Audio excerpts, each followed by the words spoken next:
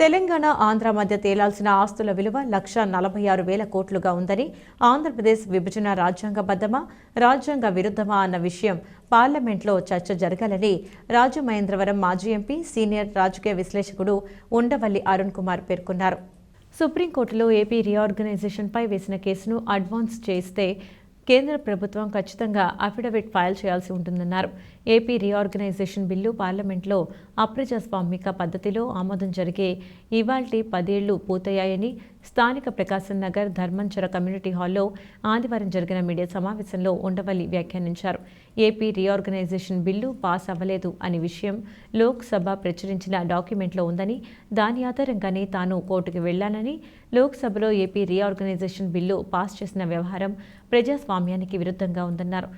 10 ఏళ్ల పాటు ఆంధ్రప్రదేశ్కు ప్రత్యేక హోదా ఇవ్వాలని మన్మోహన్ సింగ్ ప్రభుత్వం 2014 మార్చి 1నే ప్రకటించిందన్నారు. 2015 డిసెంబర్ నాటికి నీతి ఆయోగ్ తయారు చేసిన రిపోర్టు తమకు ఇవ్వాలని రాజ్యసభ సభ్యుడు రామచంద్రరావు కోరినా ఇవ్వబోమని చెప్పారన్నారు. ఆంధ్రప్రదేశ్ ప్రభుత్వం 17,000 కోట్లు అడిగితే 4,000 కోట్లు తగ్గించి ఇచ్చారన్నారు. అసలు పోలవరం జాతీయ ప్రాజెక్టు అని రాష్ట్ర ప్రభుత్వం ఎందుకు తీసుకుందని ప్రతిపక్ష నేతగా జగన్ అడిగారని, ఆయన ముఖ్యమంత్రి అయిన తర్వాత కూడా అదే విధంగా కొనసాగుతుందన్నారు. 58:42 నిష్పత్తిలో ఆంధ్రప్రదేశ్, తెలంగాణ 89 ఆస్తులను పంచుకోవాలని 9వ షెడ్యూల్లో పెట్టారని, దీనిపై ఇంతవరకు ఏ రకమైన సమాధానం కేంద్రం ఇవ్వటం లేదన్నారు. జిల్లా గ్రంథాలయ సంస్థ మాజీ చైర్మన్ అల్లు బాబీ పాల్గొన్నారు. ఇక స్పెషల్ కేటగిరీ అని చెప్పి ట్యాక్స్ ఇన్సెంటివ్స్ ఇస్తే పక్క రాష్ట్రాల వాళ్ళ నుంచి గొడవ వస్తుంది కాబట్టి అది కూడా ఇవ్వడానికి వీల్లేదు. No tax incentives to Andhra Pradesh. Special category లేదు, కొన్ని ట్యాక్స్ ఇన్సెంటివ్స్ ఇవ్వచ్చా అంటే అది కూడా ఇవ్వడానికి లేదు. ఎందుకంటే పక్క రాష్ట్రాల వాళ్ళు మమ్మల్ని డామినేట్ చేసేస్తున్న ఆంధ్రప్రదేశ్ అని గొడవ చేస్తారు కాబట్టి ఇవ్వడానికి వీల్లేదు. రైల్వే జోన్కి జస్టిఫికేషన్ లేదు. ఇవాళకి కూడా రైల్వే జోన్ గురించి మాట్లాడుతూనే ఉంటారు వాళ్ళు. నీతి ఆయోగ్ వాడు క్లియర్గా ఇచ్చేశాడు, no justification for railway zone. Dugarajapatnam port cost of land, rehabilitation, resettlement, external infrastructure commitments ఇస్తే ఏపీ గవర్నమెంట్ మేము పోర్టు కడతాం. ఇంకేందండి పోర్టు? అన్నీ మనమే కమిట్మెంట్ చేస్తే వాళ్ళు ఇంక కట్టేది అన్నీ కమిట్మెంట్ ఇవ్వాలట. మేమే ల్యాండ్ ఎక్వైర్ చేస్తాం, మేమే దానికి డబ్బులు పే చేస్తాం, మేమే ఎక్స్టర్నల్ పోర్ట్ అంతా మేమే కడతాం, సముద్రంలో వాళ్ళు కడతారట. అది ఒకటి. మెట్రో రైలు ఫీజిబిలిటీ వర్కౌట్ చేయాలి. 9, 10, 11 9, 10 రెండు ఉన్నాయి. ఈ 9, 10లో బోల్డ్ అండ్ ఇన్స్టిట్యూషన్స్ మనం 60 ఏళ్ళ కలిసి ఉన్నప్పుడు కట్టిన 60 ఏళ్లలో కట్టినవన్నీ కూడా ఏం చేయాలి అన్న దాని మీద 58:42 జనాభా లెక్కల ప్రకారం మీరు పంచుకోవాలి అని చెప్పి క్లియర్గా ఏపీ రీఆర్గనైజేషన్ యాక్ట్లో పెట్టారు. పోలవరం అంటే అందరి దృష్టిలో ఏంటంటే ఇదో శ్రీశైలం లాగో, నాగార్జున సాగర్ లాగో, బాక్రా రంగం లాగో ఏదో ఒక డ్యామ్ కడతారు, వాటర్ వస్తుంది అనుకుంటున్నారు. పోలవరం అనేది పూర్తయితే సుమారు 2,000 టీఎంసీ మీద ఆంధ్రప్రదేశ్కి అధికారం వచ్చేస్తుంది.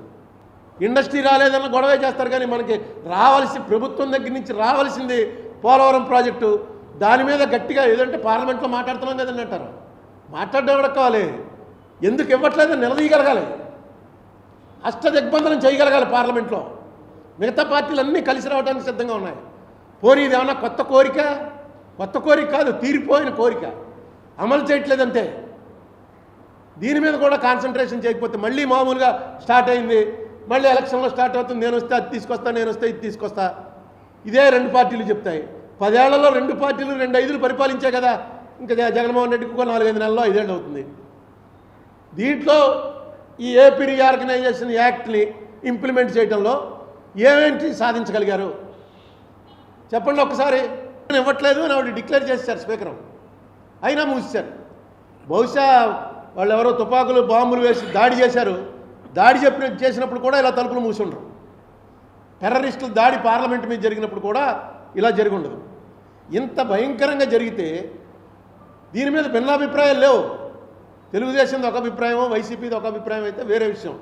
వాళ్ళు ఒకలా చెప్తున్నారండి, వీళ్ళు ఒకలా చెప్తున్నారండి. భిన్నాభిప్రాయాల్లో ఇద్దరు కూడా చెప్పేది ఏంటి, మనకు అన్యాయం జరిగింది. కోర్టులో కేసు ఉంది, దాని జోలికి మాత్రం ఎవరు రారు. ఎవరికి భయపడుతున్నారో, ఎందుకు భయపడుతున్నారో అర్థమదు.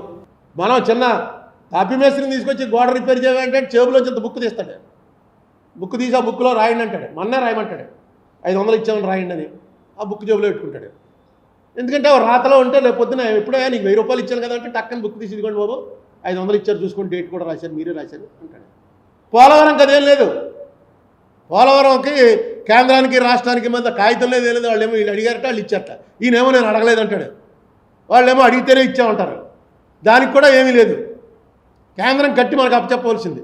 జగన్మోహన్ రెడ్డి గారు ఏం చెప్పాడు, అసలు మనం ఎందుకు తీసుకోవాలి, కేంద్రమే కట్టి అప్పచెప్పాలి, వాళ్ళకే ఇచ్చేద్దాం, మనం కమిషన్ల కోసం కాకపోతే మనకెందుకు ఇది అని చెప్పాడు ముఖ్యమంత్రి అవ్వకముందు.